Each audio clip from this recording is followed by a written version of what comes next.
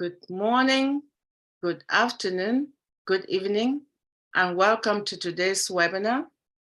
This is Globally Changing Lives Deep Dive, and today is the final session of our celebration of the International Women's Month on this forum. We appreciate you for coming in. We have quite a lot to share with you in this finale today, which is our men celebrating the women of the world. At this point, I'm going to call on one of our very wonderful brand ambassadors, Dr. Derek, to play the Sister Patience, or Dr. Derek to play the signature tune. And when you're watching, please look at the images. They're very, very revealing, and they tell us about who we are.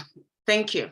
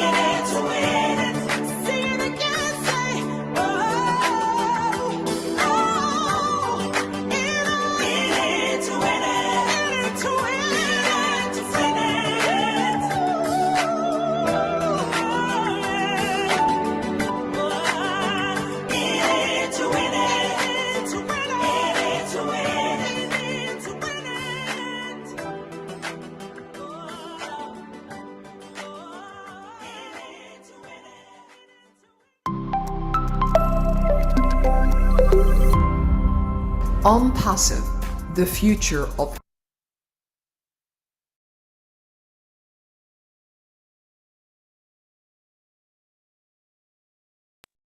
ONPASSIVE, the future of internet. Thank you very much, Dr. Susan. I believe that was your voice, unless someone else proves me otherwise. So at this stage in our program, we are moving to the mindset, and I'm going to call someone special who has been supporting. Is a brand ambassador since December of 2020.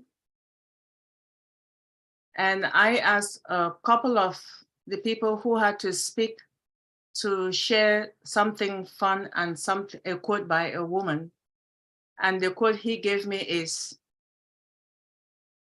"Chai, it crazy, it mad." And I asked him who said that. He said, "My sister-in-law, Ma S." And that person is one and only brand ambassador Jim McCormick, who is going to talk to us about the mindset. Over to you. Hello, everyone.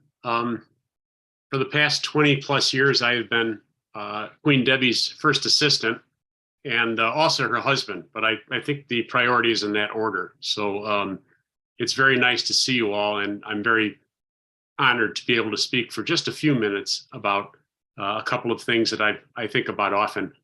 And tonight, the two things that human conditions that I wanted to mention were courage and fear. If you were on the call on Sunday, I touched on this a little bit as well, so please forgive me if I'm being repetitive, but courage and fear are two very, very critical and parts of being a human being.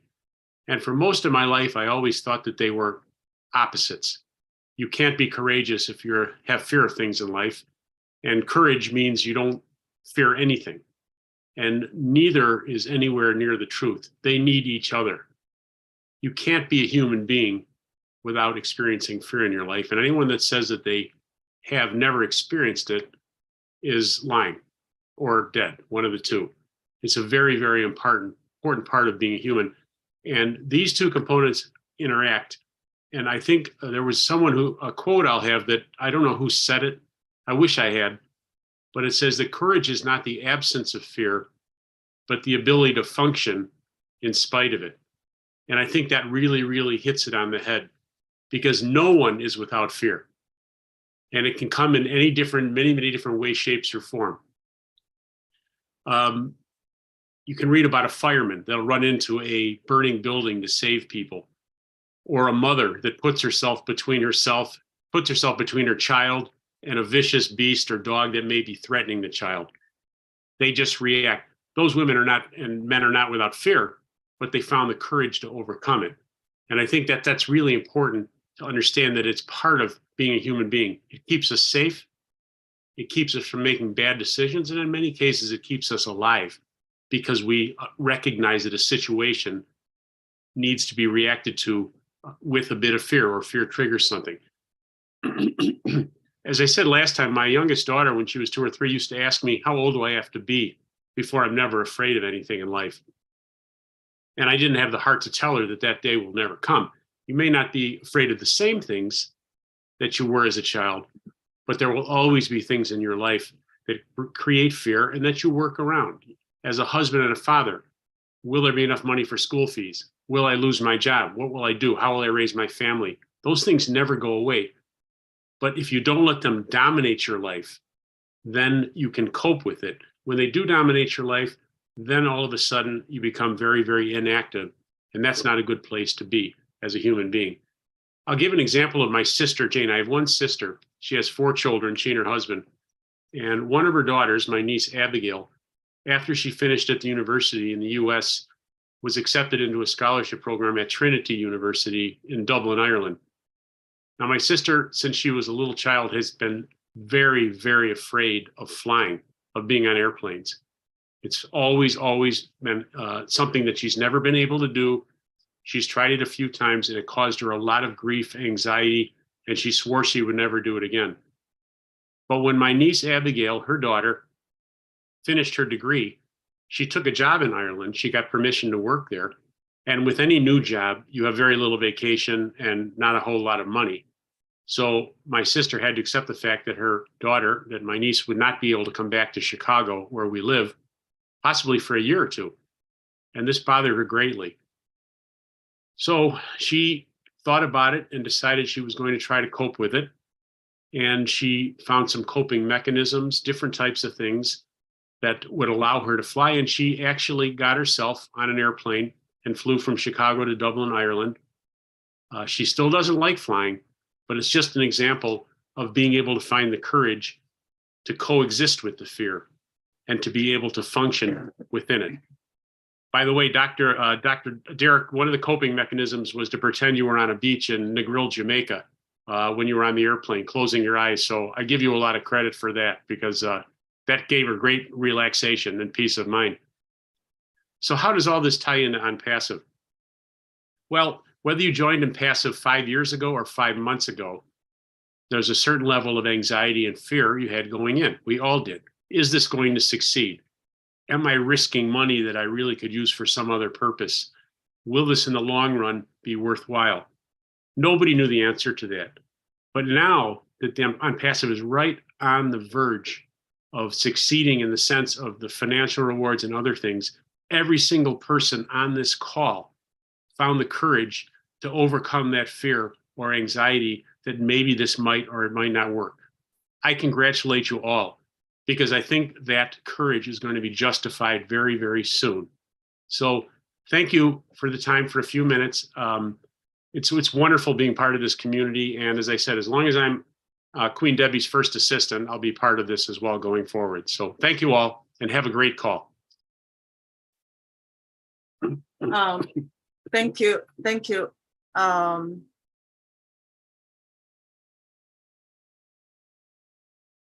sorry. We have a presenter who's having issues with his computer. Thank you very much. Oh, I'm sorry. I forgot. Call Ricky from your phone. Okay. Excuse me. My apologies. We have an emergency that he has to attend to. I really apologize. We were not expecting any of this today. So all is well and all will be well. Thank you so much for that calmness about courage and fear, and especially the one with my niece-in-law. I do not know he will share that story until today. So are we excited? I have to check on our next presenter if he's in the house. I think I did see him. Before I present him, I have been trying to I did come up with a couple of ideas to help us celebrate this month in a unique way. And I don't know why these crazy thoughts are coming to me the last minute. And I decided the men should give me a quote like the crazy one I just got from Jim regarding what he just told me about his sister-in-law. I found that very interesting. And I have one from our next presenter, whom we know very well. I don't need to read his bio anymore because everyone I see here knows who he is. He's Pastor Paul 360 degree from Abuja, Nigeria.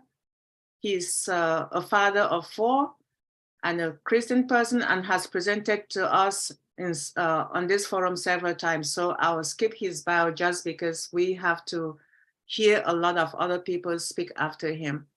And the quote that Pastor Paul shared with me, which he likes, is by Amy Tenney.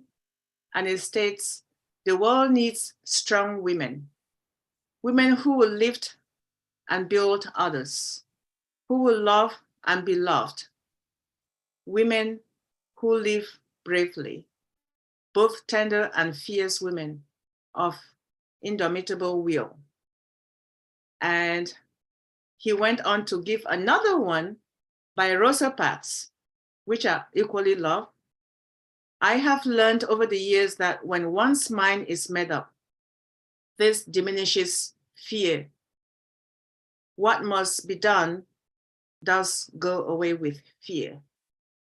So it's not just, I just realized that what Brand Ambassador Jim just said is similar to what Pastor Paul is echoing here. So that idea of fear is something we have to find ways to overcome it. So at this stage, I'm going to call on Brand Ambassador King, Pastor Paul 360-degree. Over to you, please. Thank you, Sister Debbie. Thank you, all the women in the house. What a great joy and happiness to be among you once again, the third time, at this early hour from Nigeria. I am Pastor Paul, 360-degree, and I really appreciate the last presenter for the powerful words to our women, our brand ambassadors.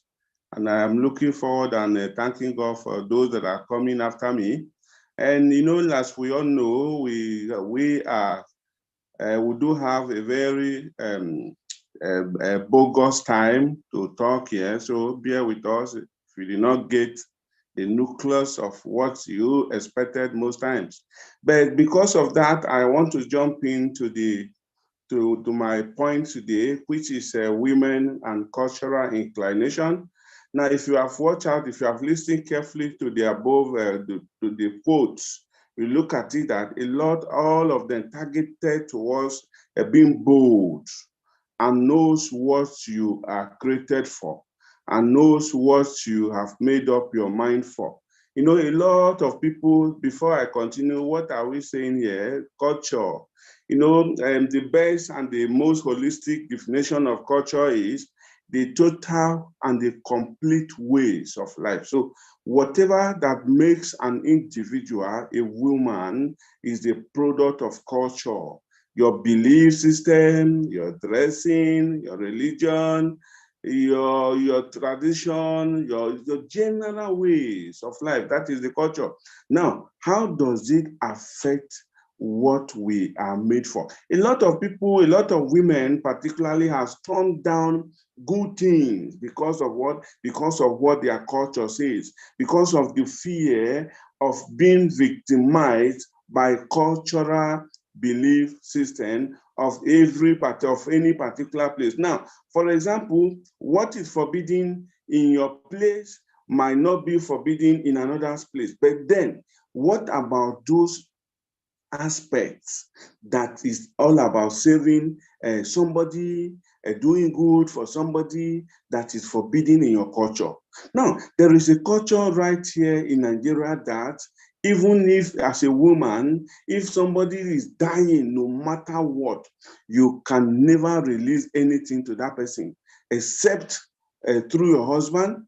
Even though it's your sister, even though your mother is dying, you can dare not give her one naira except your husband. That is the culture. And that is the belief system.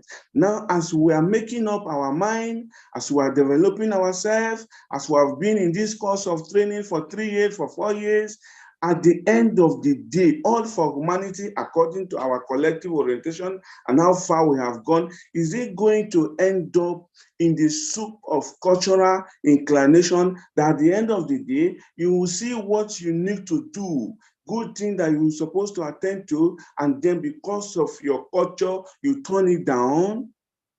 The answer is not, I am not expecting you to give me the answer now, but you can give yourself and then try to look at it. Because a man said that it is better to die for what you believe than to live for nothing. If you believe that, it is good to be good, and then at the end of the day, along the line, because of the fear of something, of the effect of a cultural belief or your ways of life, then you turn down what is good to do for a third party, for your fellow human being, for your fellow community, for somewhere else, because of what will, a fear of what will happen to you. And thank God that a lot of our quote is going, particularly my own, is talking about courage. It's talking about not being always fearful. Because even our holy book tells us that the God did not give us the spirit of fear, but that of courage and sound mind. power and sound mind. Now, what is the extreme or the light definition of power? Ability to create. What is that? All we have been hearing for the period that both of us have joined ONPASSIVE, whether you as women, whether we as men, all is about creating a better environment for ourselves and others. That is the power. And that is exactly what God has given us as our assignment on earth. And how much are you going to achieve that? If your cultural inclination, your ethics contradict such a general philosophy, then it is not meant for you. It is not up to you to decide whether to stand by your culture or to stand for what you believe that is good. And then again, so many of us, the end point of our fear in most cases as regard our cultural affinity is what is the end, which is also death. I don't want to die. If I do this, I will die. If I save my mother from death because my husband will not accept me to send money to her while she's in the hospital, I will die. Now, what are we saying? And Apostle Paul says, I will quote again, he said, to live is for Christ, and then to die is gain. So when you are doing good thing, because our God is good.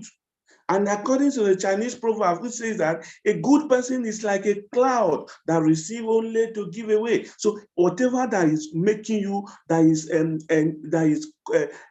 is keeping you in bondage from doing good, such thing is not good. And at that particular time, you are becoming ungodly. And for you to be a good woman, it is invariably you are a godly person. And will you choose to be godly or good to be a superwoman that is made of, that all your built up is for culture, that you want to be known for the woman that always lives by cultural ethics, by cultural rules, by cultural principles, and then abandon what is good, what God has made you for. Because if you are godly, then you take the image of God.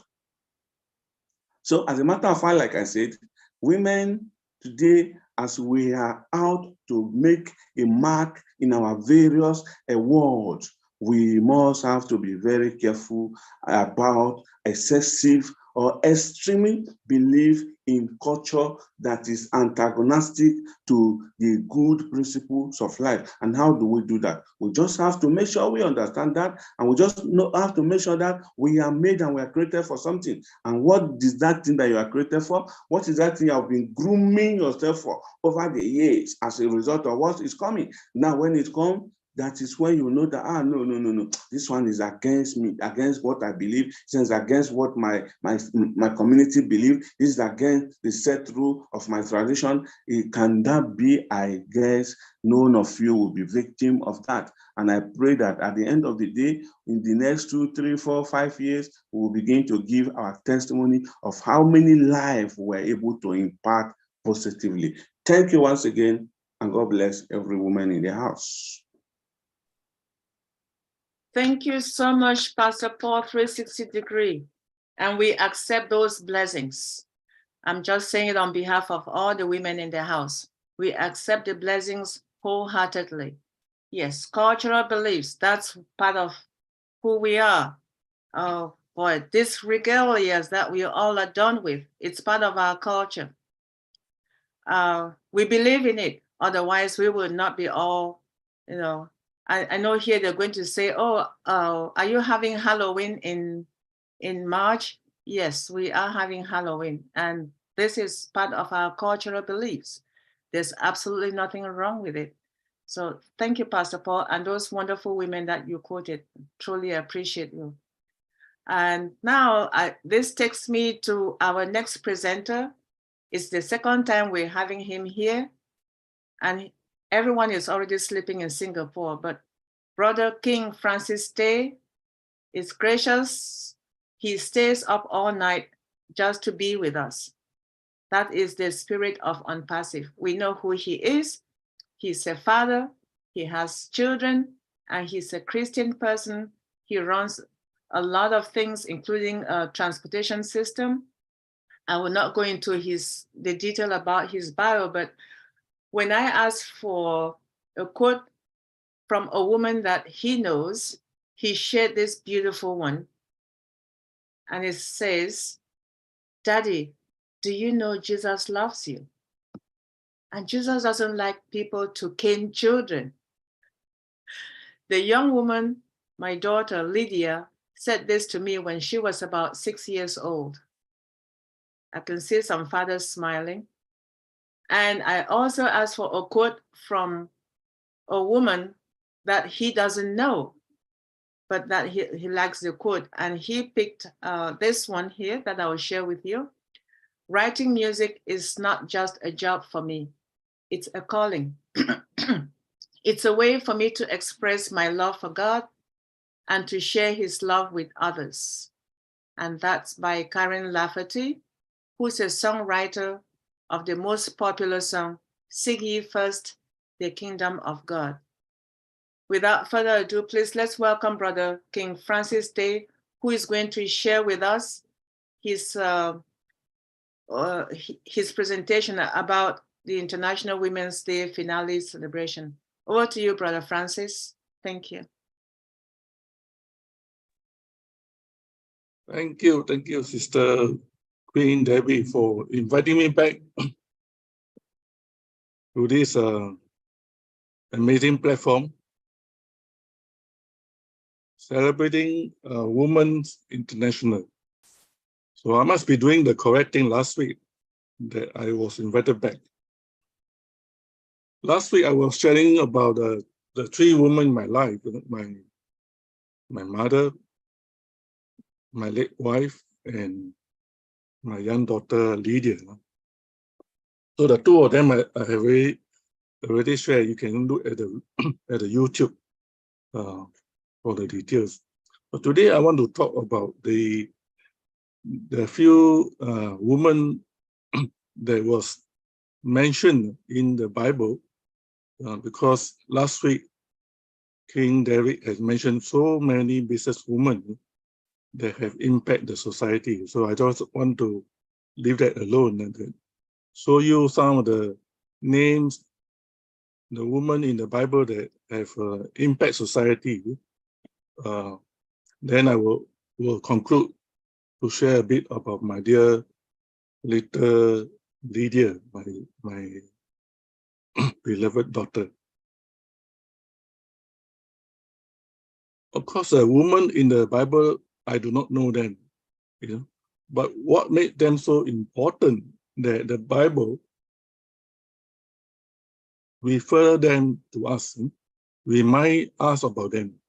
A few of them we know that it's Ruth, Esther, Lydia, Mary. There's a lot of women in the Bible that the Bible remind us about their lifestyle, the life.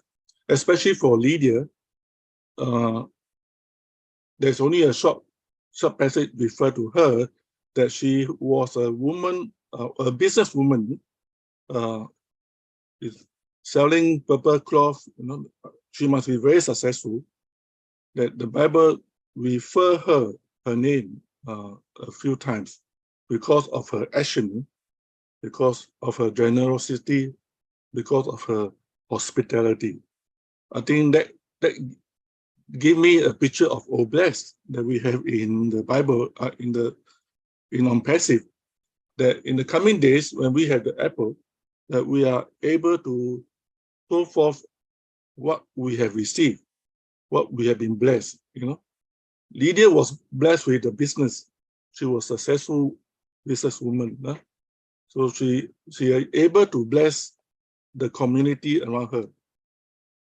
I'm sure we have the very soon, some of us or many of us will be able to also show forth our blessing, show forth our love, our generosity to the people around us. That's what our dear CEO, Mr. Ash, want us to do, and want us to go and impact the human race. The next person I remember is Ruth. Ruth and Esther was not only mentioned in the Bible, but also they had a book written under their name, Book of Ruth and Book of Esther. So they must be very, very unique person, woman that God wants us to learn the personality, the culture, or the lifestyle that they have.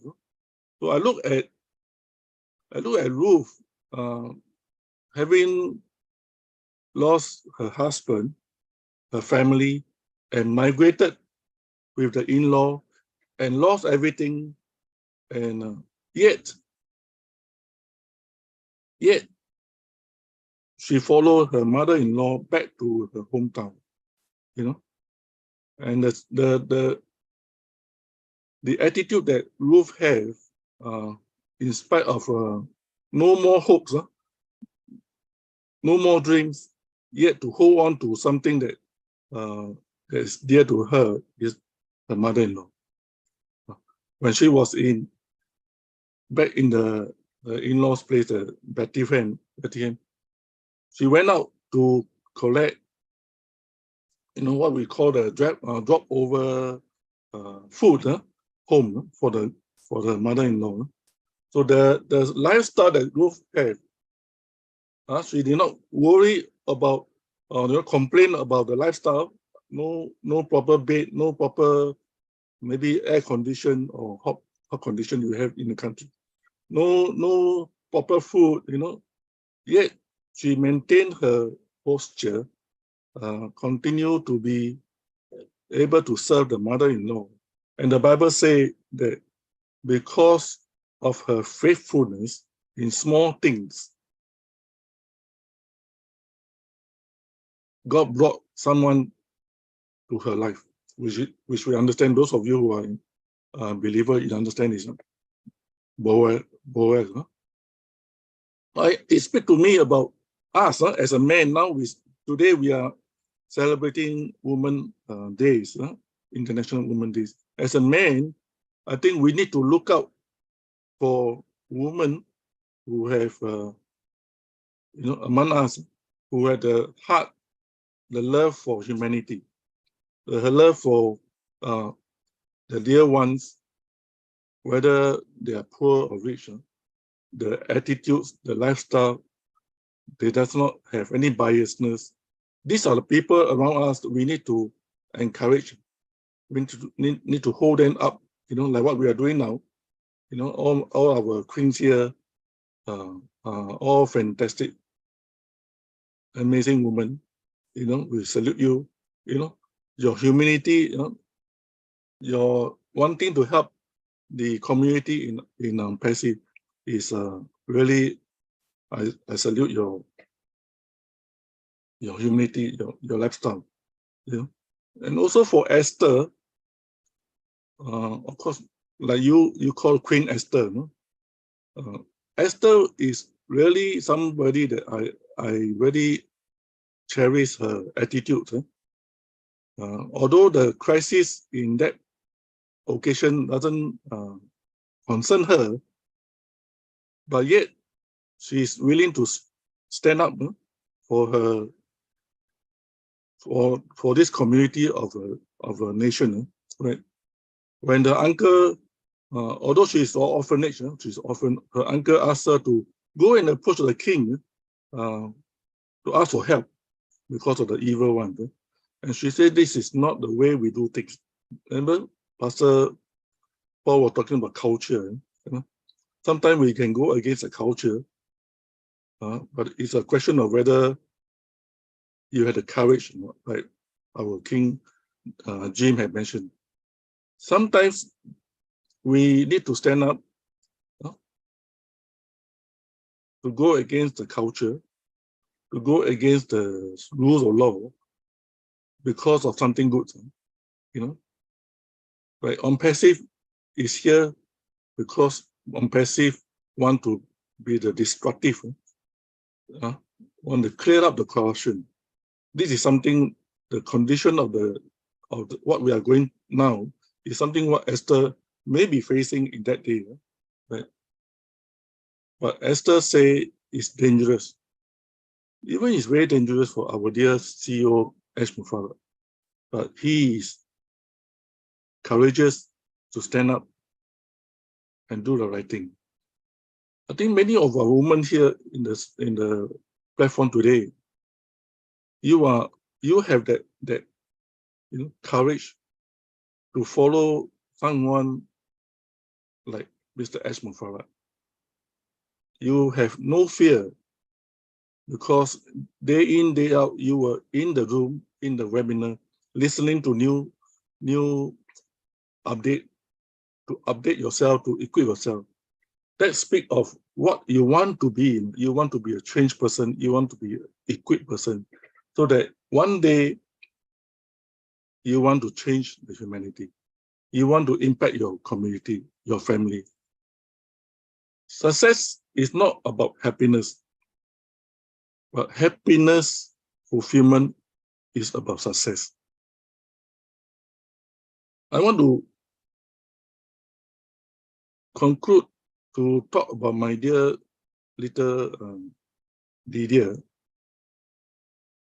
That short passage where Queen Debbie read out. Before as a parents, my late wife and myself, before we discovered that she have autistic, because we do have no knowledge about this autism, Asperger. So of course the child was very naughty and very hyperactive, and so whenever I came home, my wife would tell me what the report on how the children behave. So this was one time that she was told, when Daddy come home, Daddy was going to cane you. And when I came home, my daughter at the age of 5, 6 years old called me, Daddy, come. And I said, yes.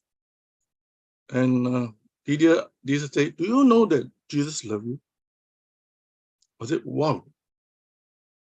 How she know about the Bible? I said, yeah. I said, Jesus don't like people to cane children.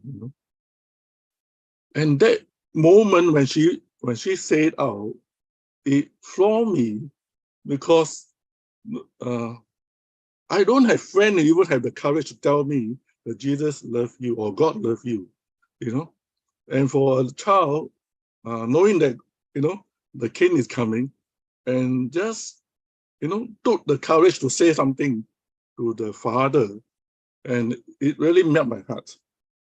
It melted my heart not because of that moment, because just two years ago, when she was about 3 years old, 4 years, when she was in my leg, we can carry her.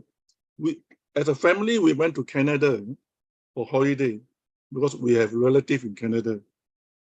And Lydia was just so, hyperactive, running here and there. Niagara Falls in Canada, there is a place where the bridge, you can cross over the other side of the small mountain. The bridge is a rope bridge. And Lydia suddenly went lost, We were not aware that she went on her. So she went to cross the bridge. The bridge for a little girl, if she's not careful, she can fall off. When I first saw her, my whole, I don't know where my brain is. When I first saw her, it's not about shouting to her. It's about, what am I going to do? Just now, Brother Jim was saying that, courage is not the absence of fear. I knew that if I shout to her, she might panic. If I shout to her and say that, you will fall down, it may not have time to explain. So at that moment, I follow her. I pick up the courage to tell her to focus to the front. Don't look the left and right, Just go, just go, and I just grab her and you just move, because we're already halfway there. just move. And I thought that, when you finish the other end, everything is settled. Then when I discovered that there's no turning back, I have to make another round back to the main location that we came about. And that is where my fear started to rise. I say, of course, she is young to know what is death. Huh? I say, if we make a mistake and fall down from the bridge, we finish. I didn't explain to her.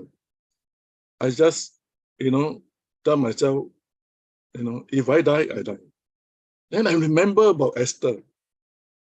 Esther took the Queen Esther in the Bible, say that, if I go into the king palace and the king is not happy, if I die, I die. That moment, I hold my little girl's shoulder. I say, you listen to daddy, just walk straight. Do not see the left and right. Just walk straight and look at mommy in front, okay? Just walk straight. And my heart was pumping. Because there's other people walking. I said, if we fall, we fall. And today I'm here, and thank God that, that God gave me that courage and not to think of other things, but just give your life to God. Huh? If you die, you die. So, but I better die with my children in my arm than let her go. So that incident always bring me to tears when I see, now that I know my daughter is have a Asperger or autism. So now that my wife left 6 years ago, passed away. So now taking care of her, I have tell myself that I need to leave a legacy for a young woman, like you, like all of you, and like those group of businesswomen that can impact the society. I want this third woman in my life. I want to leave a legacy to teach her how to be generous, how to be hospitality, so that when I'm not around, she can help the community, help even the autism society community, with her, because she is very good in music, so that it can lift up the family, lift up the smile in the parents of the people who have autism. Love is important, and many of our queens in this community, we have people who love to contribute. Your name may not be mentioned many times. Sometimes our host may skip you. Sometimes your hospitality, your generosity gone unnoticed. But God knows. Just like the old lady that gave 2 mites without the name, but God knows her. God say she gave not because she had, she gave because even she don't have, she gave. And God remember her heart. Like you, many of you are busy. I mean, the queen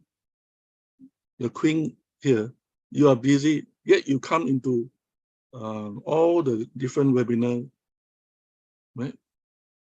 You want to improve yourself so that you want one day to help the society, to help someone who are in it. I ask you, as men here, to continue your good works, leave a legacy for the people that is looking at you, watching at you, to learn something from you. One day, God will smile over you. Thank you. Is Debbie? Thank you so much. Thank you so much, King Francis. We truly appreciate that, and for honoring not just Lydia, but Queen Esther, Ruth, and Mary from the Bible. That is really a huge honor. And Queen Lydia's story is also another honor, because not every father gets to share the beautiful love from a baby to the time now that you're with them without your wife. That's a lot of courage in you sharing. So I can see that the courage is the theme of the day from all who have already spoken, and fear is something that we should get rid of. Yes, I'll always remember this particular webinar, because today is very special, and it's a theme that I can hear from all you speakers who have already preceded the one coming up next. So thanks again. At this stage, I'm going to call my brother King, Brother Dr. John. I will not introduce him. As I said in all the other speakers, we all know who he is. He's a married man. He's a better half of Dr. Queen Sister Patience. He's talked to us several times about our financial mindsets and other things. And Dr. John, I know you've been, I don't know how you did it, but you're here. But before I continue, Dr. Derek, please check your phone and see if you can help. That's Jeffrey's computer that broke down. Thank you. So back to you, Dr. John. So if you have something about a special woman in your head that you love dearly, a special quote, I would like you to just share that, and then you can continue with your presentation. Thank you if I brought this up unprepared for you, but I know you were born ready. Over to you, brother. I don't know if you can see my screen. Thank you very much. Yes, and, your screen is very clear. Great. And it's amazing. I didn't think about a quote per se, but there is one that kept, that's been in the back of my mind for a while. And I sort of picked it up, and I thought it was relevant to the message I wanted to share. And it's by Maya Angelou, who says that if you're always trying to act normal, you will never know how amazing you can be. And if I look at all these queens and all the ladies that have been in ONPASSIVE for the last 2+ years that I've been on this platform, I have seen a set of amazing creatures. And if any of you has actually been acting within your comfort zone, then you have been doing a great job actually acting. I would say each and every one of us here, and especially the ladies amongst us, have really been leading us in a different path. And what we see today as these platforms that work together, I would attribute it greatly to the great and imaginative approaches that our queens have been bringing. When I wanted to do my sharing, I also was trying to see how to structure it to fit a bit with this theme of people that have impacted my life by not just doing the normal things or by not acting normally. And I call it my number one, because from a theoretical point of view, if you look at it from a change management point, they tell you that you have some antecedents or triggers. They create some behaviors, and from those behaviors, you get results or consequences. So if those same triggers create the same behaviors, by definition, we would get the same result. And if we expect anything different, that's what Einstein called insanity, which is not what we have been seeing. The number one person that I said celebrating and appreciating for me is, whoops, wrong picture, wrong period, is this lady here that I call my own Mother Teresa. This is the lady that gave birth to me, and her name, Mangie Maria B. Ajongwen. For those who understand it from the cultural point of view, the first part, the M-A-N-G-I, is a title that basically people inherit when they give birth to twins. So it's almost like a divine gift. And at the end of her name, I put the word Big Mommy, and I'll talk a bit about it. As you look at her, this lady was not much bigger than Mother Teresa, as you see in some of her own pictures, but she is somebody that to me had the heart of Mother Teresa. And I remember my daughter who just completed her medical school and is in residency, when I told her that she's wasting a lot of her money traveling around the world and then relying on us to sponsor her, she made a comment that based on the little that she knew of my mom, if my mom had the means, then she thinks I would have probably gone to the moon. So those of us in our generation now who have some slight bit of capability more than my mom, I should not even complain that she is going around the world. So that is just the impact that she made even to grandchildren. I said she was called Big Mommy because she did things in a different way. She was the eldest or the oldest of her siblings. And when their parents died around 1966, the other siblings who were already married women and had children of their own refused to accept the fact that they would become orphans and decided to nominate their elder sister to become their new mother. I mean, normally, somebody who is already married and living in her own home, having her own children, would want to concentrate on her family. But lo and behold, in her own quiet demeanor, she accepted the role of being a mother to her siblings, who also were literally mothers and getting too close to grandmothers for themselves.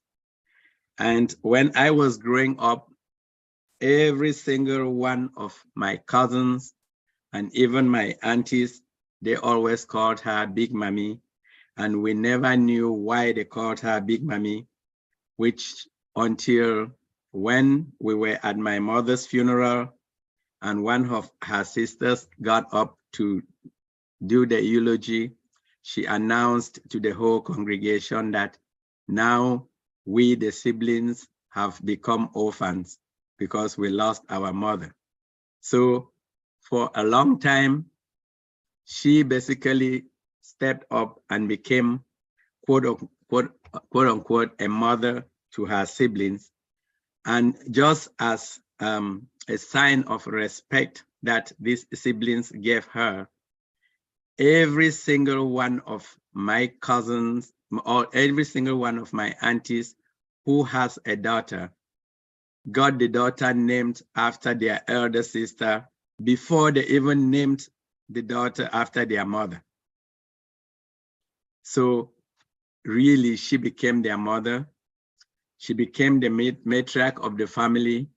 And the idea of having the name the children or grandchildren named after her became so rampant to the fact that when my cousin had his own first daughter and wanted to name his mother, the mother decided to actually tell him to name the Big Mommy instead of her, just as a respect, because she thought that they should always start from that grandmother who happened to be her.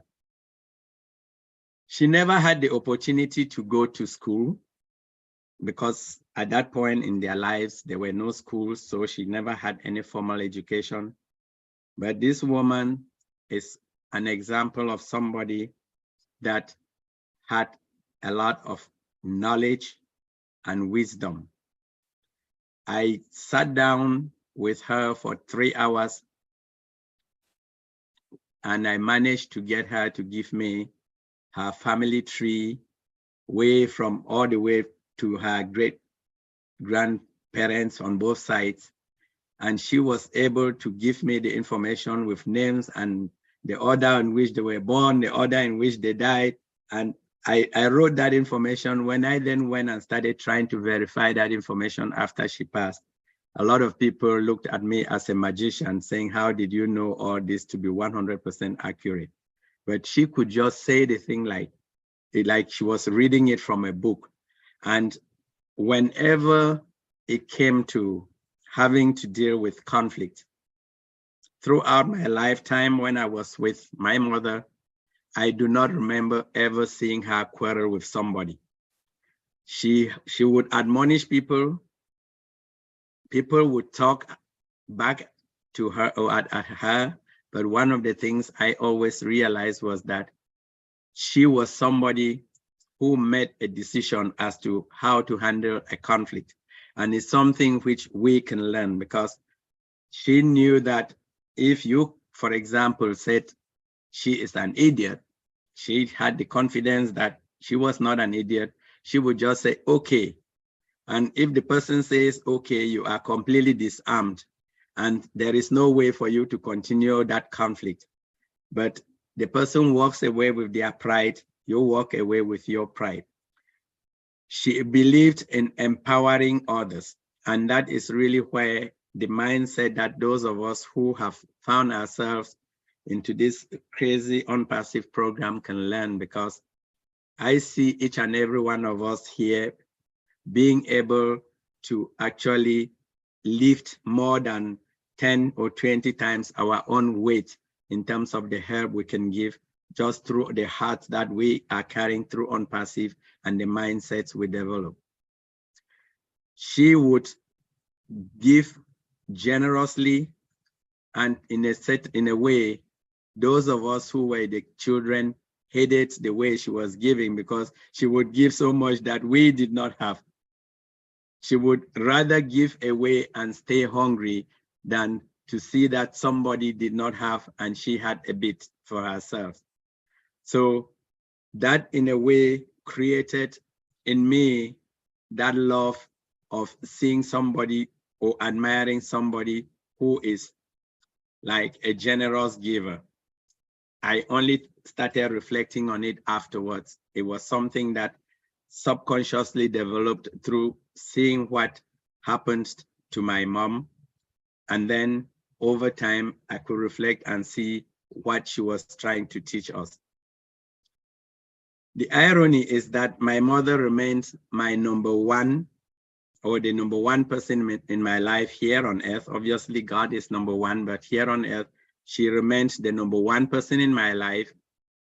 Even when I had an opportunity to leave the village and move away with my elder sister, who became my mentor. But even then, my elder sister, who was giving me, along with the husband, the opportunity to get a better life, they never substituted my mother. My sister managed to become number two. Then, when I had even grown up, went through university and graduated, and got to a point that I met my true love, I still don't know whether it was stupidity or just some carelessness. I just blurted out that, well, I really like you, but you're gonna be number two. You're gonna occupy the number two position in my life because number one is taken. And somehow this lady accepted the number two position, and my mom stayed the number one position in my life all the way through our marriage, through us having all our children. My mother remained number one position, and I credit her for about I'll say 80% of the good that anybody can see in me. If you see all the other wrong parts, blame them on me or on the environment. Don't blame them on her. And I feel blessed in a way that the person that actually decided to partner me and stay on as a number 2 never felt jealous during all this almost 13 years of our relationship, but ended up being friends with my mother, who really remains, as I said, number 1 in my life all the way till when she passed away. However, when my mother passed away, the number 1 position became empty, it was vacant. And if some of you have been following, like you listen to, or you follow the British history, when the king dies or the queen dies, the throne is really not kept vacant. So they would always say the queen is dead, long live the king, or the king is dead, long live the queen. Or in my situation, the queen was dead, I had to say, long live the queen. So I had to have a new number 1 in my life. And as God would have it, there were some characteristics that really created that number 1 to be maintained as far as I was concerned. Because in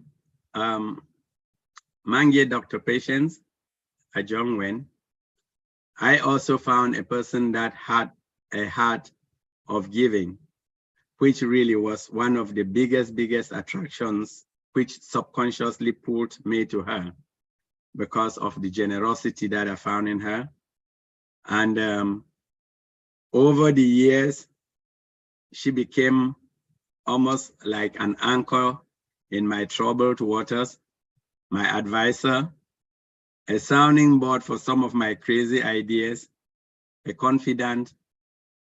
Although sometimes I wonder whether she really thinks I listen to some of the advice I give when you look at the actions I take. But one of the things that really make me to appreciate and celebrate her, apart from the love for the family, the caring, has had to do with just that open heart, whereby she is taking care of 50+ kids. Some of them, about 40, internally displaced children back in Cameroon as a result of a conflict that is going out there. She visited Nigeria and came back with some other children that apparently are being sponsored. I don't know about those yet, but I know her children, number of her children are growing. And I look at the opportunity that comes in with ONPASSIVE, and I say, oh my God, how God can actually put somebody in a place and also try to provide them with the means. She is my ONPASSIVE blesser. Yes, I came onto ONPASSIVE and I signed up without even knowing what the heck I was enrolling myself into. I was down with COVID in December 2020 when she just told me she's signing up for this thing and which email should she use for me. And I just said, okay, use this email. And what is it you're doing? He said, well, something I have the feeling is going to work out. And again, this was somebody who was doing something out of the normal way that people would do things, because I would normally expect that people will go read, try and Google to find out whether this thing was real. But here I had somebody who, the same way that my mother used to say that I have this feeling that it's going to be okay, literally told me that she had this feeling ONPASSIVE will be okay.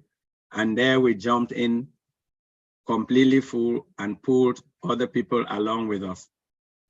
I find her at the moment, not us only the like number one person, but as a partner and a friend on this journey of uplifting humanity. So really, even though I'm saying and I focus on two people here and mentioned my sister in passing, I find myself a proud product of women. Now I'm talking women in plural because each and every one of you here on this platform, our queens that I have had any interaction with, directly or indirectly, I want you to know that you have affected my life in one way or another, positively. And I really want to thank the Almighty for giving that opportunity for some of us to be enriched by the queens like yourselves on this platform. And I want to end by saying that on behalf of a lot of the, not on behalf of all the men that have been on a lot of our webinars through the different platforms here, we really, really, from the bottom of our hearts, appreciate you, our queens, and we love you. If somebody has not said that to you today, hear it and know that you are in a group of people that love you, that appreciate you, that honor you, because you make our lives better. Thank you very much. I'm gonna end here. Wow, thank you so much, Dr. King John. We appreciate that. That's really, really outstanding. Thank you so much. And to see that your mom was a Mange, and then your better half, who became the number one in your life, also became a Mange. That's a real honor, and it runs in the family. I'm sure the girls are already thinking what will happen to them, but sometimes it skips a generation. But thank you for honoring all those wonderful women in your life. And I know you extended it to all the women who are currently here and those that are not here, but part of the forums. We appreciate you. Thank you. I was supposed to call Brother Jeffrey Morlock, but his computer is misbehaving and his phone is, I'm not going to give all the excuses, but I'm still trying to communicate with him. But in the interim, I will go to King Brother Shaggy. You're in the house. Hello. Hello, welcome. Good evening. I could not miss out of this grand occasion, especially as we are wrapping up the Women's Month. And so I quickly got back from work and skipped Bible study. I'll get the outline. I said I have to be here tonight to commemorate all the great women in our group, in our lives, in our homes, and all over the world. I listened attentively to Brother John describing his grandmother, and I wrote an ode to a nightingale in the text messaging, because I think she's really an awesome woman, and we can see our impact in your life, in your family.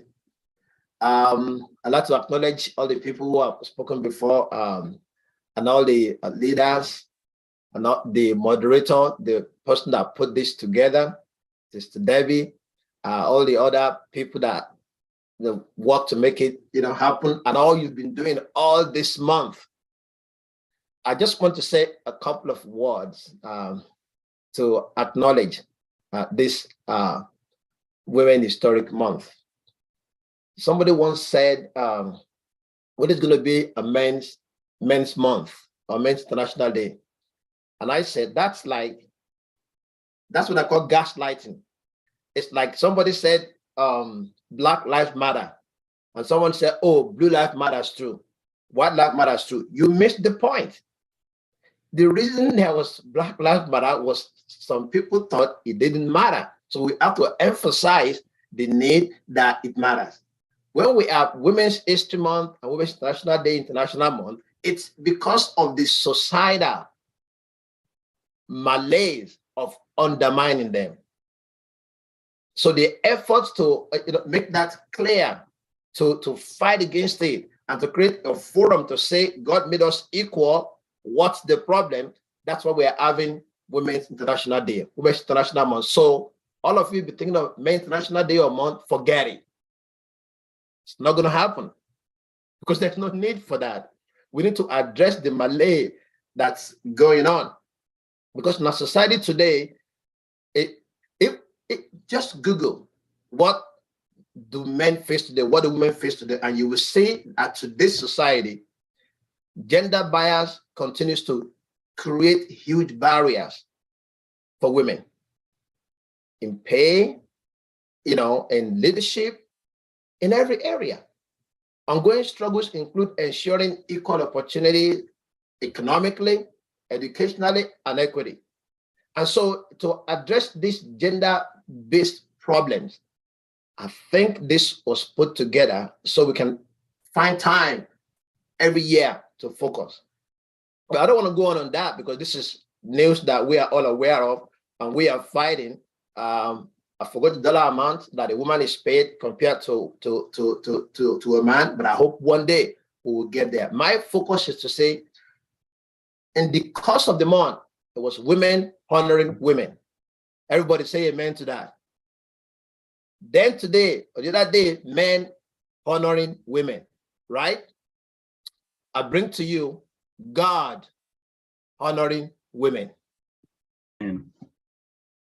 Because God indeed honors women.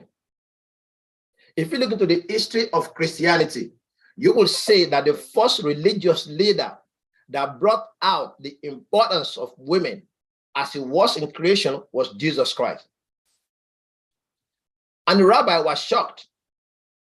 They were surprised that a woman would anoint their Messiah. That's what happened. When he went to the house of Matthew for a dinner, and the Mary Magdalene walked in and poured anointing oil, a perfume, a very important perfume on his feet, and took her long hair. And you know how important women's hair are. After she has spent money in the salon, now she bent down, put that hair to wipe his feet. And everybody said this man must be a sinner. If he's truly God, he will know that this woman is not the kind of woman that should be washing his feet with her hair and perfume.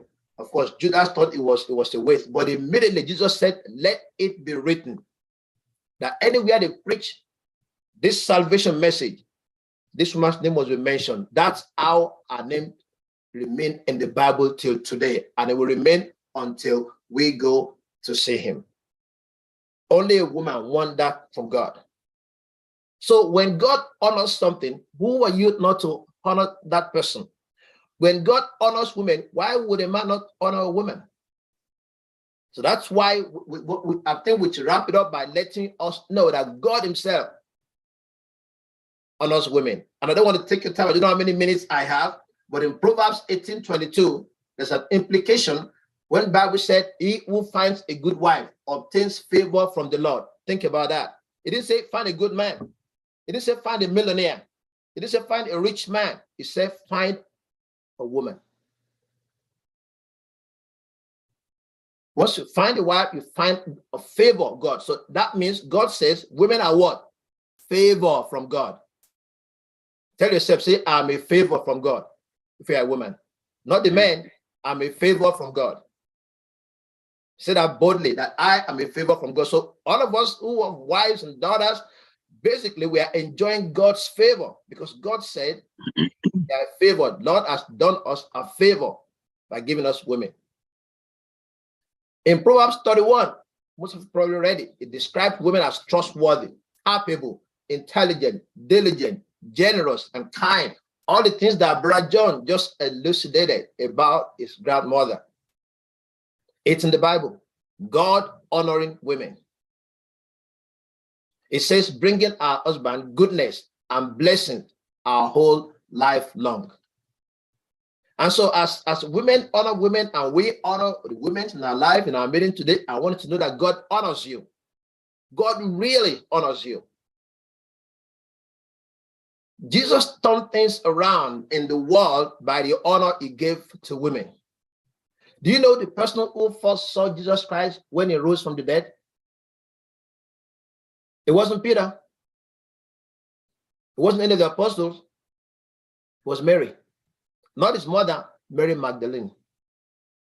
It wasn't a coincidence. It was God's plan.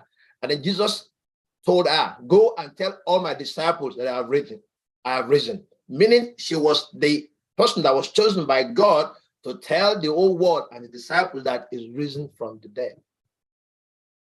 God honors women. And he honors them in a way to show us in the Bible that women are to be placed at an important role in our lives. They are to be honored, not to be abused, not to be undermined. But I think the principle of self-preservation, of self-aggrandizement, has created the disparity in the race. Since we want everything, then we cite that little part of the Bible that says, you know, men are the head of the house, are the head of the home, forgetting that God was creating an understanding of a home, just like an aircraft. There is a pilot, there's a co-pilot. Both are trained pilots, both probably earn the same amount, just that in case one drops, the other one can pilot the aircraft. That's why we have a pilot and co-pilot. They're equal. So when God said, husband is head of the home, is just to say this is how you work together. This is how you balance each other, because without one of you, you are incomplete. But men will quote that to show their superiority. No, that's not what God's plan. God made us male and female like himself in his image. The one was not created to serve man, but to serve with man. That's what the Bible tells me, which is a position of honor. That everything God created was good. He said everything was good. And then he looked and he said it is not good that man be alone. So he brought a good to complete man. Honoring women, that I have found something not good in what I have created, and to make it good, you're the one. So God honors women. So even as men and women honors women, God himself that created woman honors woman in a special way, to show that it's a special place that God has placed a woman. And I needed to know that. I needed to acknowledge that, appreciate that no matter what you're going through or what you've been through, that God honors you. So if anyone dishonors you, you can tell them that your maker honors me. No matter what you are going through right now, remember God honors you. And because he honors you, you are in good company. If God felt it was enough to create man and man was complete, he would not need to create a woman. Because of our time, let me run to the Bible verses. In Numbers chapter 6, verse 2, the Bible said the Nazarene vow, which ordains a priest in the land of Israel and make them rabbi, was for both men and women. God honors women. But of course, a patrilineal society like the Jewish society would try to say no. But the word of God says, no, I honor them. Women were involved in spiritual service, according to Exodus 38:18 and Nehemiah 7:67. If you read the Bible, you will see that when God deals with women, he doesn't call Pat Mrs. Ajongwe. Check it. It will be Mary. It will be Hilda. It will be by their first name to show the honor. So that it doesn't call them out and make them look like, oh, they are like representing this person because they are Mrs. This. No. to show how much honor God himself showed to a woman. It can say Jonah, Peter Bar Jonah, James Alphaeus, two names. When it comes to woman, he called one name. Because he wants to show that I'm not calling her out because she is a wife of XYZ. No, I'm calling her out on our own accord because I honor her. God often deals with them directly.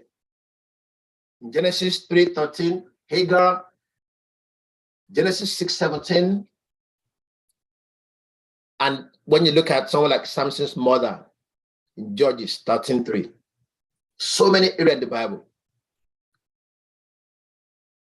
We're all members of one body, and God wants us to know, all women to know that they are not just equal to men, but He creates something extra in them, in honoring them to complete what He has created, God. When you create something and it's good, you don't find something else to attach to it to make it better.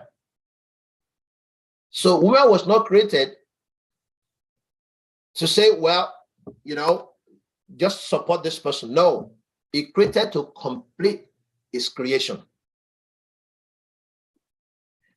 Jesus in his lifetime demonstrated what I consider the highest regard for women in both his life and his teaching. He valued their fellowship, he valued their prayer, their service, their financial support, their testimony, their witness. He honored women and taught women and ministered to women in thoughtful ways. So I wanted to know that not only do we honor you, but God honors you. Mary Magdalene, Joanna, and Susanna, they were three of Jesus' female disciples according to Luke 8:1-3. But when you look in the Bible, we talk about 12 disciples. But when you look at the Bible and read down, you will see that what the canon, what the bishops who put the Bible together has done was to make it a male society. But in the relationship of Christ to women, you will see that they are part of the disciples. They were in the upper room. They were in the room where he had the Last Supper. In case you don't know, there are women there. And when the Holy Spirit came down, there are women in that room. Which means the disciples of Christ were not just those 12 that the Bible makes us to know, but from the Bible account, God honors women, and they were there. Constantly mentioning Maria, mother of Joseph, all the names. Clearly making it obvious that he honors women. And so without taking more of the time tonight, I may have to do a write-up so we can put it in the site, because I don't know how many minutes I have, but I really want to tell you that God honors women. We're also told that there were 3 women who were the first eyewitnesses. Not just one now, 3. When Christ arose and he told them, tell my disciples I'm going to Galilee. You would have thought Peter would be the one who would be carrying that information out. God honors women. He trusted them. He believed that they would be a better custodians of vital information that would benefit society, that would benefit the world at that time. Later, Mary Magdalene was commissioned by Jesus as the apostle to the apostles. It was the apostle to the 12 disciples to take messages to them that they would take to the world. In John 4:1-42, you see the account of the woman at the well, how Christ took time. This woman has married 4 times. She's with her 5th husband. You and I will write them up. Jesus stood, talked, discussed, show honor, show respect, and that woman went out to the Samaria to preach about Christ. He honors women. The Jews won't have nothing to do with the Samaritan woman. The Christian today would think, oh, maybe they shouldn't preach. Maybe they shouldn't this, they shouldn't that. But look at what Jesus showed us. In Luke 7:36-50, Jesus took time to anoint what people consider a sinful woman. That she won't touch that one. Oh, she did. That's the honor. It wasn't just women that were known, that were popular, women that nobody would want to get close to. Either because of their profession, their career, or how they are known, the stigmatization, the stigma in their life. But Christ didn't see the stigma. He honored women. Today, God honors you. If you're listening to me tonight and you're a woman, I want to remind you that God honors you. And that honor will stick to you in Jesus' name. That honor will be a part of your life. That honor will take you to where you desire, at every height, professionally, career-wise, that you want to get to. That honor will be there when there is need for God to show up, to grant you favor.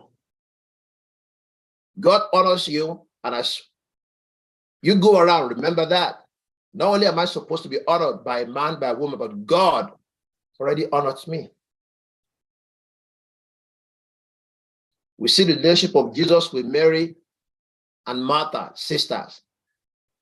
How when their brother died and she confronted them, she cried. He cried with them.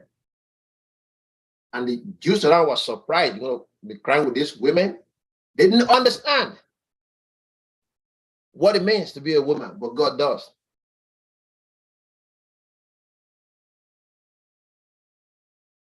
So God showed us in the scriptures how we're to treat women.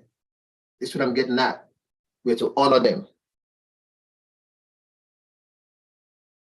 Just like men contributed to Jesus' ministry, women did. I would say countless examples in the Bible of women like Priscilla,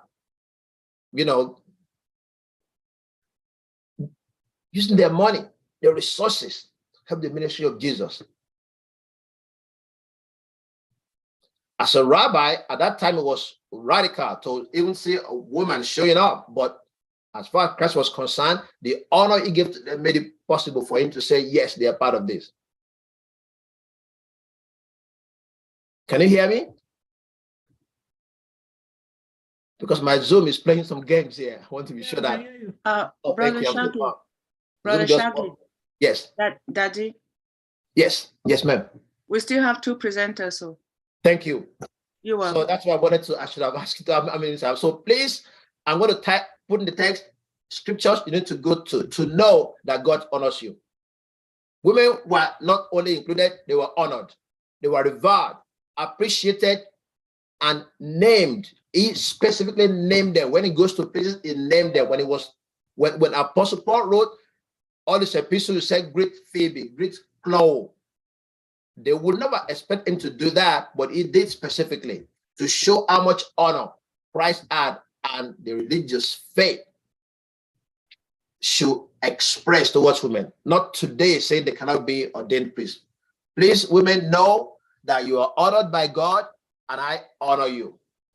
And we honor you. Thank you for being the women in our lives. God bless you. It's not just a day, a month. It's a daily thing to honor women in our lives. God bless you. Thank you very much, King Brother Shaggy. Thank you. We appreciate you.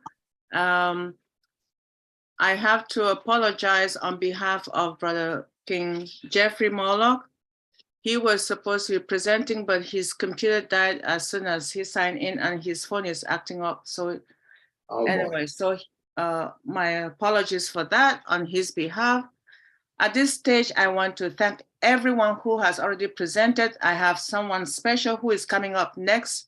But before I call on him, I want to announce and appreciate each and every queen who had presented at the beginning of the month. Those who could and could not be with us, I want to acknowledge their names. Queens Aisha, Amina, Bridget, Dr. T, Dr. Benny, Dr. Patience, Grace, Irene, Ivy, Jackie, Joyce, Kanla twice, Dr. Bennett twice, Bridget twice, Dr. Patience twice, some even more, Queen Lily, Maureen, Miriam, Natoya, Tony, Vinette, Yasmin, Yvonne, and Lerato. Now for the kings who presented, today we had King Francis, who presented for the second time, as well as Pastor Paul, 360 Degree, as well as King Vital. But besides those, we also had Dr. Bill, Brother Jeffrey, whose issue, and Brother Kumaran, Bishop.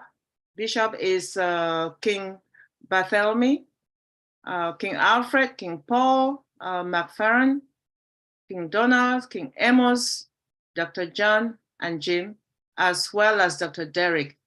So we give you a round of applause for everyone who has presented more than once or who had been able to join us in one thing or the other during this month of March. At this stage, I'm going to call on King, he's everywhere. Let me just call on King Dr. Derek to give us to come on the stage for us. Well, I'm echoing, right? I don't know why. Welcome, Dr. Derek. If you're in the house, the floor is yours. I see you. You see me? Wonderful. All right. Lovely. Peace, blessings, and much gadgets. Okay. Beautiful. Peace, blessings, and enough love to everyone. Thank you very much, Queen Debbie. Really appreciate it. And thank you definitely to all the presenters, especially our men today that is celebrating all our women. Thank you very much. Really, really appreciate it. And we just want to say that it has been an honor, as according to what King Shaggy said, we should be doing this every day, honoring our women. Because let me tell you something, women don't get enough honor, really and truly, and they do so much. But women don't get enough honor, all right? Because unfortunately, it's a male-dominant world that we live into, right? Unfortunately.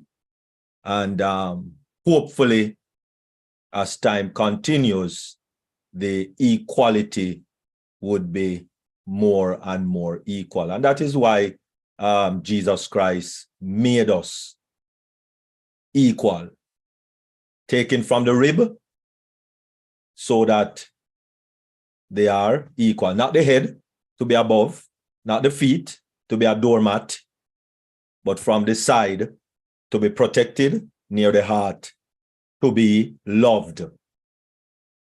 And so therefore, men, please let us really and truly love, especially if you are married and so on. Let us really and truly love our women. Because whether you want to believe it or not, women are created different to balance us. And so men analyze words while women experience words. Let me say that again, because I didn't know that till recently, actually. Let me say it again. Men analyze words while women experience words. And that is why you talk to a woman and you see them shed tears. So what's she crying for? Because she experienced the words. So women are incubators. An incubator is a reproducer of things, right? It gives life. Women give life, right? Therefore, women are incubator. It encapsulates things, and in general, it receives, it's a receptor, and then it multiplies and it gives back. So same thing.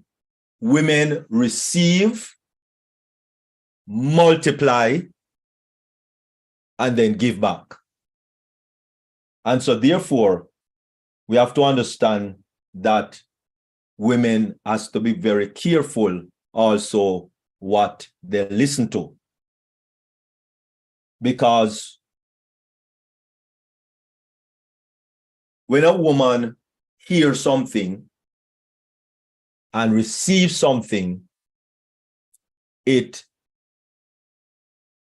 receive it, multiply it, and give it back. Don't give back the same thing that you receive. Mark you. Don't give back the same thing that you receive. And so in other words, you give a woman a house, she's going to receive the house, multiply, and give you a home. If a woman receive from the man some sperm, she receive it, multiply, and give you a baby. Never give you back what you give her, because no woman not going to give you back no sperm. She's going to receive it, multiply it, and give you back a child. A woman get groceries. She's going to receive the groceries, multiply the groceries, and give you a meal. Not going to give you back groceries, going to give you a meal. And so therefore men, and this is now directed to men, especially those who are married. If you give a woman frustration, she's going to receive the frustration, multiply the frustration, and most of the time, men don't like what they receive from that frustration. So men, let me speak to you for a few seconds. Let us not give any women, especially the ones in your life, any frustration, because she's going to receive it, multiply it, and you might not like what you get back. So, Give you a nightmare. so let us be careful. Let us be careful. I just want to talk a little, just for a very, very short while, because this is one of my favorite, apart from my mom, my loving, dear, lovely mom that passed away. This is one of the next favorite women that I come to appreciate and adore. And this woman is none other than Nanny of the Maroons. And of course, you see a $500 bill, a Jamaican $500 bill, not US, a Jamaican $500 bill. Can you imagine?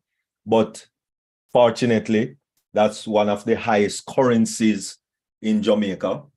And a woman is on it. The $2, the $5, the $10, the $20, the $100, the $50, all of that is men.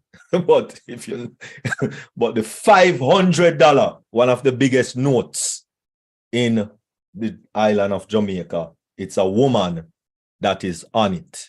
Nanny not always live in Jamaica, and she's not really from Jamaica. She was born around 1686 in Ghana, and that was called Gold Coast back then. And she was a child of the Ashanti tribe. At some point, her village must have been captured as she was sold and shipped to Jamaica alongside quite a few of her family members. Arriving on the island far from home, she was sold to be a sugar plantation in St. Thomas, near to Port Royal. There are some accounts that state she was of African nobility immigrated willingly as a free woman and even got married. Although none of her children survived, in regards to her future life, however, I find the story of her enslavement more likely. So I'm going to follow that narrative. Yes, Nanny was a slave back in Jamaica, and unfortunately, she survived. Life on the plantation was hard. They were treated harshly by their owners, but there were stories of other slaves who had managed to run away, and a spark of hope lifted up. It didn't take long until Nanny and 3 other men, who were often called her brothers, planned their escape and succeeded. This happened around 1690. They made their way into the jungles of the Blue Mountain, where they would be harder to find, and eventually resolved to split up so they could rally other Maroons and organize the resistance. Now they decided to remain in the Blue Mountains, where she would become the leader of the Windward Maroon of the East, while her 2 brothers would head to the Leeward Maroons in the West, like Westmoreland and St. Elizabeth, Hanover, etc. So that was a little excerpt on Maroon, one of the major, and in October, we have what is known as Heroes Day, where we celebrate our heroes. And of course, her, tomb and graveside or whatever it is inside that hero circle that is in Kingston, Jamaica. And we celebrate her among the other heroes that actually lived and served very well in Jamaica. Just want to also give a few quotes of some well-known women, all over the place. And this is Priscilla Shear. We often don't realize that where God put us is the very place we need to be to receive what he wants to give us.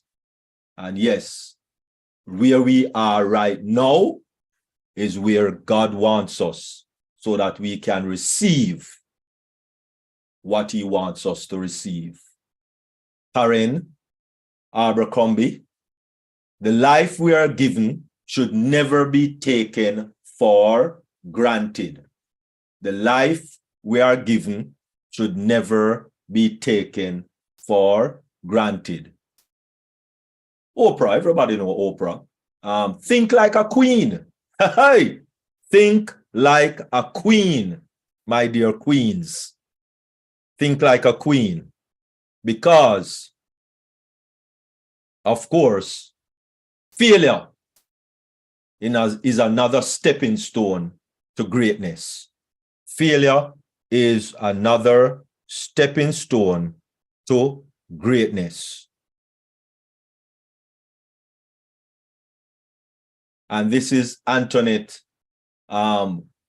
Wemsey Gorman, and that's the first woman rear admiral in the military that commands the entire army there in Jamaica. And quite possibly, I think, is the only woman that is ever, the first woman, I should say, that ever led the Jamaican army. And I think maybe the second woman to ever lead an army totally, second or third. I was never forced on the fact that I am a woman. Sorry, I was never focused on the fact that I am a woman. Let us not focus on man or woman. Let us focus on working together. As long as that person can do the job, that is what is necessary. From once the person can do the job. And so therefore, us men is celebrating our women. Men celebrating women. And so Jeffrey Morlock and King Jeffrey, King Jim, our latest and greatest addition to our repertoire of men. Dr. John, King John, King Kumaran, King Pastor Paul, and King Francis, and King Alfred, and King Amos, and King Donald, and of course, King Dr. Bill Williams, and King Harold, and King Vittel.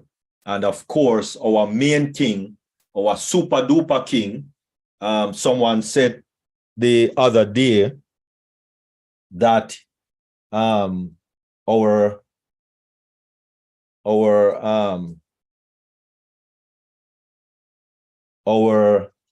CEO Ash Mafari is actually SWG, which is saturated with goodness, but I will actually say saturated with greatness. Okay, and so therefore, we well on the way with one of our first queen, and we know that is Queen Dr. Tunishai, and she's of course an international transformational speaker, and she kicked off the ball on this women's celebration, and then followed closely was Grace, Queen Grace, and we do thank her very much, and an amazing brand ambassador who supports bilingualism. And of course, we had Yasmin, Queen Yasmin, with a degree in politics. Very good. And of course, we have our Queen Lerato, that, you know, she's the singer of singers that presents a lot of songs that we come to love very dearly. We have Queen Irene and Queen Miriam and Queen Bridget, of course, and Queen Maureen, Queen Vinette, Queen Tanla. We also had Queen Yvonne, and of course, King Dr. Bill brought his lovely wife, Queen Sheila, to grace us first ever debut in her appearance on a webinar, and it was to our women's webinar, Women's Day, Women's Month webinar, and we thank her very, very much. Really, really appreciate it. Lovely, lovely woman. Of course, Queen Joyce graced us also with her presence. Queen Ivy, and of course, our first lady, Queen Dr. Benny, and we thank her very much for all her presentations. Queen Dr. Patience, very patient woman, and that's where I get some of my patience from. And yes, Queen Irene, and most definitely we have Queen Debbie, who organized the entire program.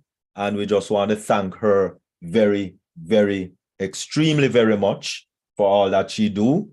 And Queen Jackie, Queen Aisha, maybe sleeping by now, definitely.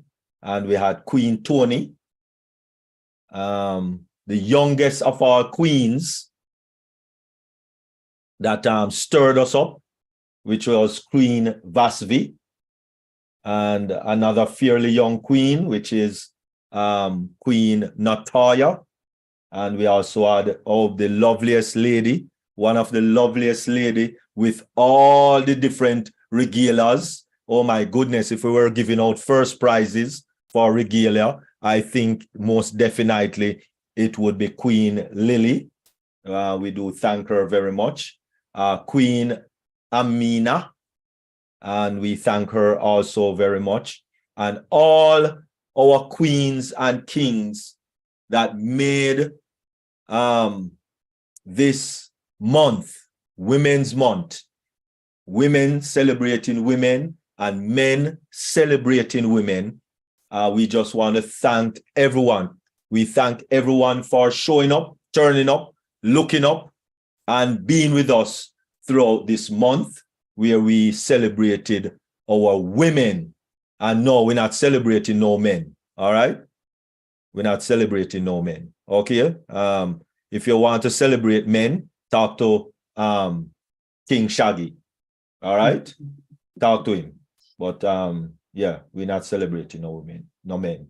All right, and so we also want to just thank all our presenters, all our men, all our king, all our women, all our queens on this webinar. We thank you very, very, very much for all that we do, all that you do, all that we participate in, whether you just come and look, or you presented, or you come and put in a 2 cents, or a 10 cent, or a 25 cent, whatever you contribute, we really appreciate it. Whatever you, even if you just contribute with your presence, we really appreciate it. And we thank you very much for making the first ever, because last year we did Black History, and this year we did Women's Month. So we thank you very much. The first ever Women's Month that was actually celebrated along with our World Women Entrepreneur Summit. That was also in March. And we thank all the women and all the men of ONPASSIVE, and especially our CEO, Ash Mufari, for allowing us on this major company, in this major company, to be a part of such an illustrious, wonderful, fine, dedicated, loving family as we have here in ONPASSIVE. I thank you very much. I really appreciate, and I love you all. Thank you. Thank you. Thank you so much, Dr. Derek. Thank you so much. I just want our viewers to know, I gave him that assignment 15 minutes before the webinar started. I don't know how he did it. I just said I want a summary of everything that transpired during the month of March. He thought I was joking. I gave him a lot of last minute things to do. And he was born ready and delivered it in an impeccable manner. Women are incubators. Women are this. And I just hope that we all resonate with that. That is something that we should always appreciate, and it will always be with us. Please never forget this month, because it is an amazing thing to have to sit and listen to someone share with you what they feel about the people in our lives, especially women, because of the I'm not going to go through any of this because if I go, it will be another presentation. So I just want to, at this stage, I want to thank our YouTube viewers. We appreciate you signing in today. Not just today, but for the entire month of March, you have been celebrating women, and men celebrating women on this forum. We appreciate you. We thank you. We are going to close the YouTube channel now as we continue questions and discussions with all our with all the live viewers who are here with us. So thank you so much, and please remember to sign in on our regular forums on Sunday, Dream Team, and we're back here on Tuesday and Thursday next week, and Mondays, Wednesdays and Fridays, Niger Forum whenever Pastor Paul is ready for that. And for those of you who are here from internationally, we also have webinars, not only Monday, Tuesday and Thursday evenings, but we also have Tuesday mornings with Singapore King Brother Francis Tay, and Thursday mornings with Queen Sister Mabel Chan, Singapore as well. So we have all those webinars and many more. So we appreciate you, and we look forward to seeing you again to our YouTube viewers. Bye for now.